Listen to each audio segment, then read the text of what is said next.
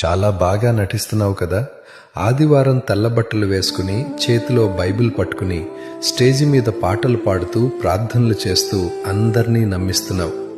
నీ పాస్టర్ గారు నిన్ను మంచివాడు అనుకుంటున్నారు. నీ తల్లిదండ్రులు నిన్ను దైవజనుడు అనుకుంటున్నారు.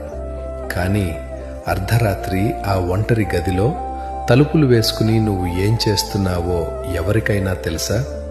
నీ ఫోన్ హిస్టరీలో ఏముందో నీకు తెలుసు. నీ మనసులో కదులుతున్న ఆ మురికి ఆలోచనలు ఎవరికీ కనిపించవు అనుకుంటున్నావా?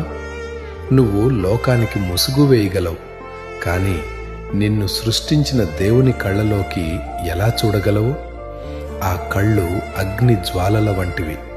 అవి నీ ఎముకల మధ్య ఉన్న మూలుగును కూడా చూస్తున్నాయి. ఒక్క క్షణం ఊహించుకో, ఈరోజే మీ ఆఖరి రోజు అయితే, ఈరోజే ఆ యేసుక్రీస్తు మేఘాల మీద వస్తే, లోకమంతా చూస్తుండగా దేవదూతల ముందు నువ్వు రహస్యంగా చేసిన ఆ అసహ్యమైన పనులన్నీ ఒక పెద్ద స్క్రీన్ మీద ప్లే అవుతుంటే నీ పరిస్థితి ఏంటి? నువ్వు ఎవరికీ తెలీదు అనుకుని చేసిన ఆ ఫోన్ కాల్స్, ఆ అశ్లీల దృశ్యాలు, ఆ అబద్ధపు సాక్ష్యాలు అన్నీ బయటపడతాయి. అప్పుడు నువ్వు, ప్రభువా, నేను బాప్తిస్మం తీసుకున్నాను అని చెప్తే ఆయన నవ్వుతాడు.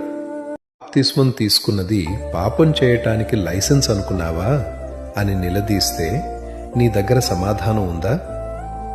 రహస్య పాపం అనేది నీ ఆత్మకు పట్టిన క్యాన్సర్.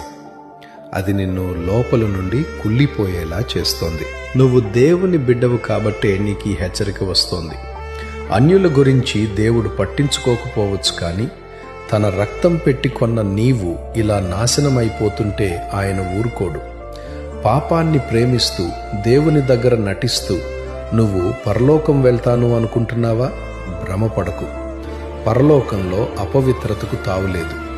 నువ్వు బాప్తిస్మం తీసుకున్న రోజు వేసుకున్న ఆ తెల్లటి వస్త్రం ఇప్పుడు పాపపు మరకలతో నిండిపోయింది.